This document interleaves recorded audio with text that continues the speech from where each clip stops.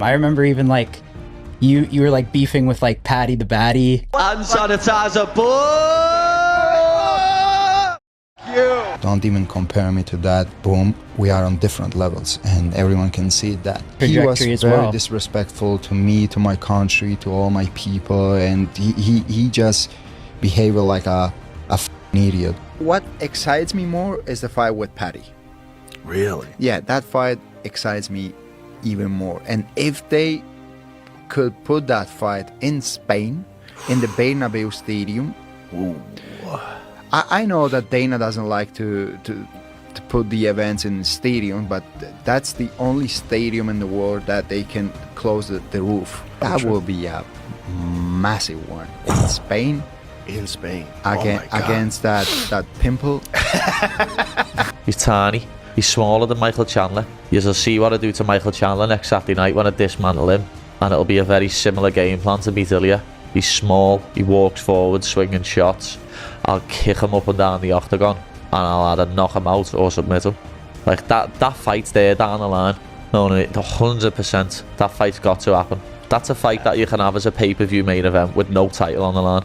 Paddy Pimblett pulls no punches, unveiling Topuria's vulnerabilities just days before UFC 317. This rivalry has been brewing for quite some time, with the initial serious sparks erupting during a fiery press conference months back. Hostilities were heightened as both Paddy Pimblett and Ilia Topuria exchanged insults on stage, refusing to back down, and both appearing physically prepared to take things to the next level. Security had to intervene at one point, standing between the two fighters to stop what could have been an early glimpse of a full-scale brawl. The mood shifted from hype to genuine hostility, establishing the tone for a grudge match that has only grown more heated since. Fans immediately knew that this feud was going to be here to stay. Do it then, you little fart. You have another question? Do it. Do it then, you little... See? What? Do it. Do it. Come on, do something then. Do something, stand up. What'll you do? You'll do nothing. You'll do nothing, you little fart. Go and sit back down. Things never cooled off with the passage of time. In fact, in another press conference, the two arch rivals clashed once again. This second encounter was even more heated, with the two men openly taunting one another while being ringed by media and UFC officials. The crowd could easily see the contempt in their demeanor, fists clenched, eyes blazing, and voices raised. This was not just a show for the cameras. This was personal, and it was not difficult to tell. As Dana White attempted to rein in the turmoil, even he later conceded that this rivalry had some genuine heat to it. Once again, it was featured on the front pages of MMA publications. When I saw him last time, he got an hand sanitizer bottle bounced off his pod. I don't understand you or anything. Back in the flouty mouth, like what? Hand sanitizer, boy!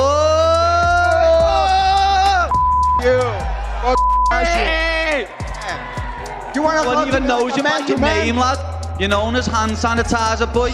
You little mongrel. Eventually, the war of words escalated into action. At a UFC show backstage, the two fighters were seen to cross paths and the altercation broke out. The items had been hurled, words had been exchanged, and security was required to hold the two men back. Although no one was hurt seriously, it established one thing. This was not a made beef. The tension had come to a boiling point where even outside the cage, both of these men were willing to swing. Video of the incident quickly went viral on social media, gaining millions of hits. Fans and fighters alike started calling for the UFC to take advantage of the bad blood. Tell us your side of the story. Why did that happen yesterday at the hotel? So it didn't happen because he told me something yesterday. It comes from a long time ago, once in Twitter, and he posted like, now I understand why Russia destroyed Georgia, because you are dumps. And it makes my blood boil, you know. When I saw, I was like surprised. I didn't believe when I saw that tweet,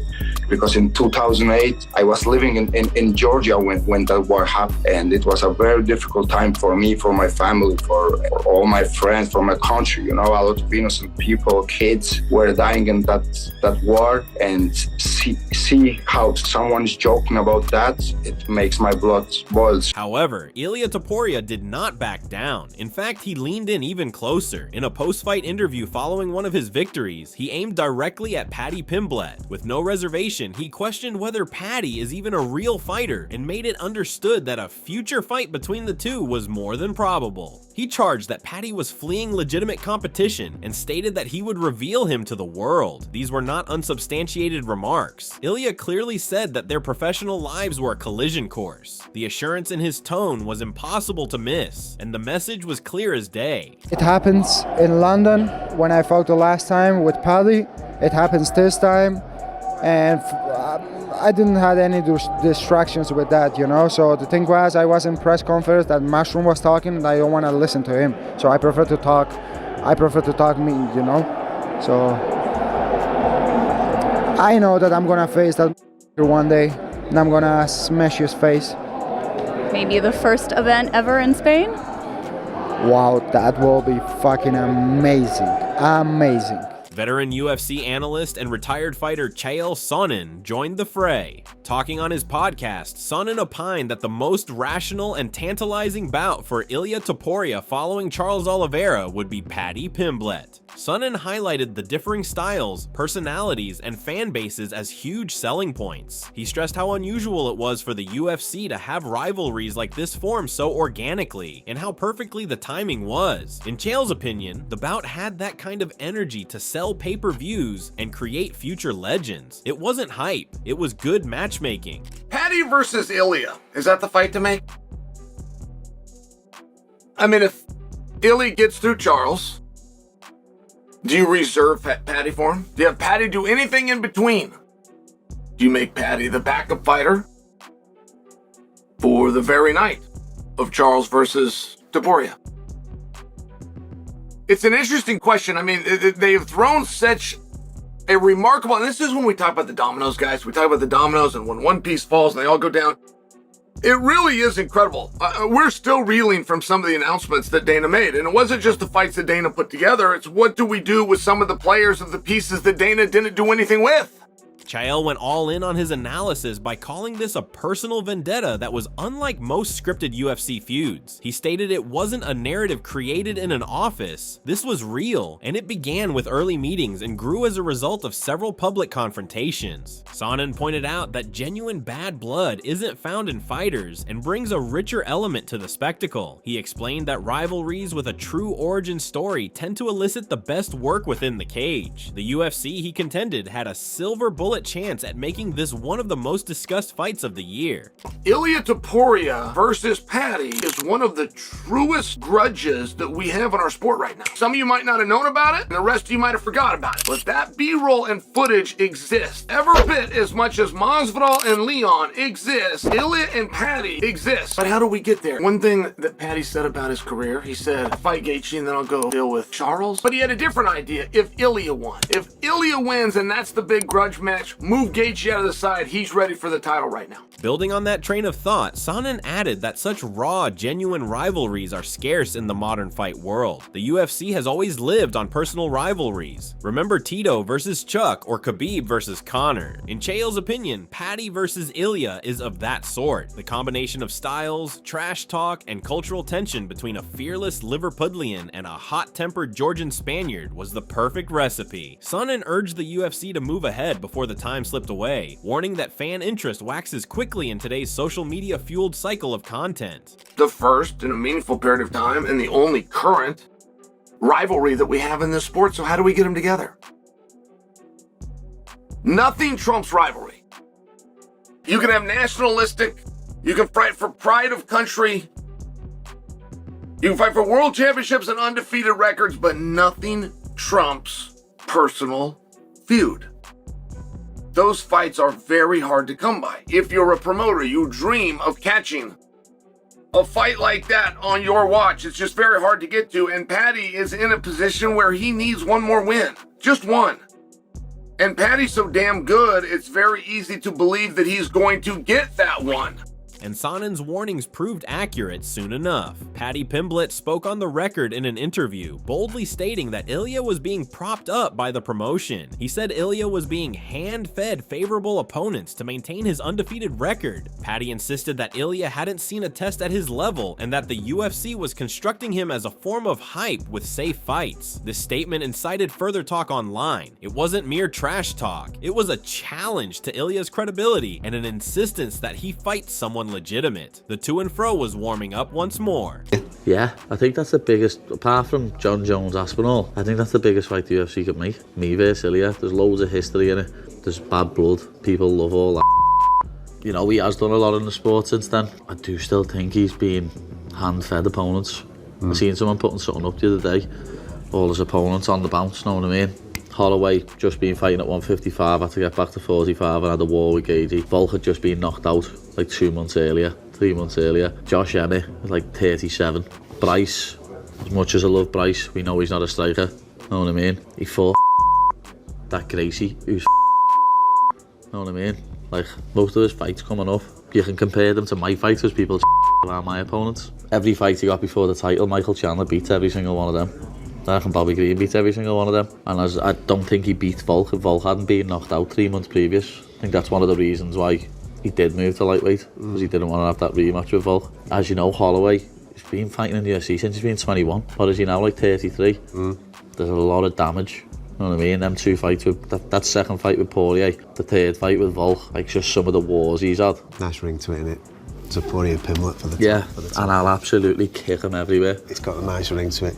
On a lighthearted podcast appearance with Tom Aspinall, Paddy spoke in a casual but assertive manner about wanting to fight Ilia Topuria. The two British opponents were debating the state of the lightweight division at the time, and Paddy mentioned Ilya's name purposefully. He discussed how their feud had crossed over from just words, and that getting into the octagon was the only way it could be resolved. Aspinall listened intently, providing his support, and even cracked a joke that he'd personally trained Paddy for it. The two of them being fast friends only made Paddy's intentions more clear. He wants Topuria, and not just the desire, but determination too. Ilya wins and says he wants to fight me.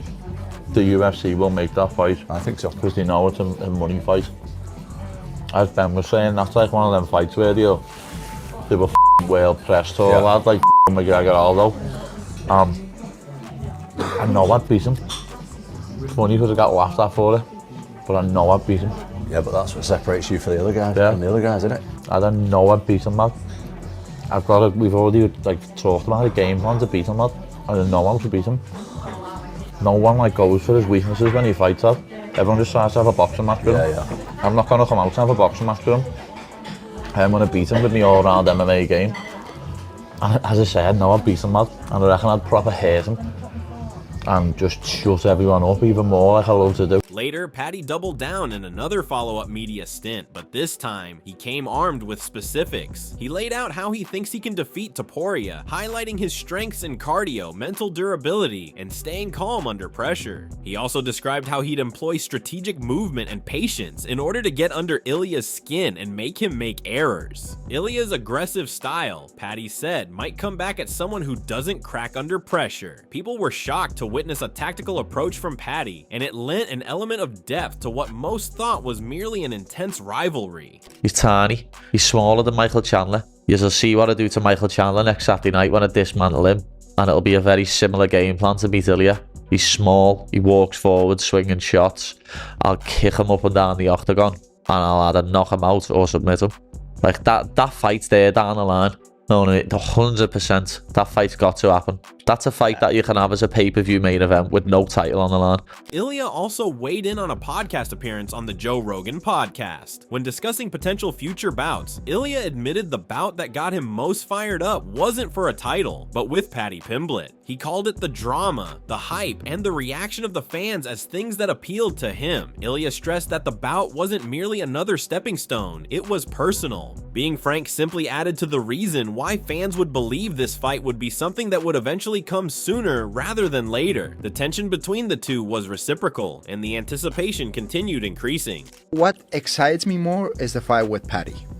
Really? Yeah, that fight excites me even more. And if they could put that fight in Spain, in the Bernabeu Stadium. Ooh. I know that Dana doesn't like to put the events in the stadium, but that's the only stadium in the world that they can close the roof. That will be a massive one in Spain. In Spain. Against that pimple. Joe Rogan, famous for his in-depth understanding of MMA, commended Ilia Topuria's ground game throughout the episode. He emphasized Ilia's skill at controlling opponents, creating opportunities for submission, and reversing positions with ease. Rogan noted how Ilia's mix of wrestling and Brazilian Jiu-Jitsu places him ahead of many in the division. He explained that whoever is to face Ilia would have to possess excellent takedown defense and great conditioning. This analysis provided the audience with a deeper appreciation of the possible clash of styles and solidified how this bout is more than the proverbial hype-generated rivalry. Because people think, when people see a guy who can strike like you do, they kind of forget about the ground game. You know, they forget that your ground game is very elite too. You know, which is really interesting because you tend to put people in categories of danger, but with you, it's all danger. Like you have a very well balanced game. You know, which is unusual. Like Pereira, for instance, doesn't have a balanced game. You know, his game is he's going to connect and you're going to wake up. You know, that's all it is. His game is kickboxing, but your game is like it's everything. It's all over the place. You know, like the Bryce Mitchell fight. It's everywhere. It's stand up. It's the ground. It's comprehensive. It's like Georges St. Pierre when he was in his prime. It was coming from all different angles. You never knew if he was going to take you down. You didn't know if he was going to strike with you. It was all, your mind was overwhelmed with possibilities, which is, in my opinion, what I like to watch. That's what I like the most. On a different podcast, Henry Cejudo and Kamaru Usman discussed the subject and shared their thoughts. Both ex-champions recognized that Paddy versus Ilia would be a blockbuster. They spoke about how the battle combines technical ability with sheer emotion and narrative. Cejudo mentioned how much he admired Paddy's relationship with the fans, while Usman highlighted Ilia's pressure-based way of fighting. All three concurred that this was not a filler fight. This had the possibility of being a main event on a big card. They also noted how unusual it is for a rivalry to develop naturally to this extent, without the UFC having to create it. He mentioned Dustin, he mentioned Gaethje, he mentioned Armin, but the fight that would really make sense. Can I get a drum roll? Ilia Topuria.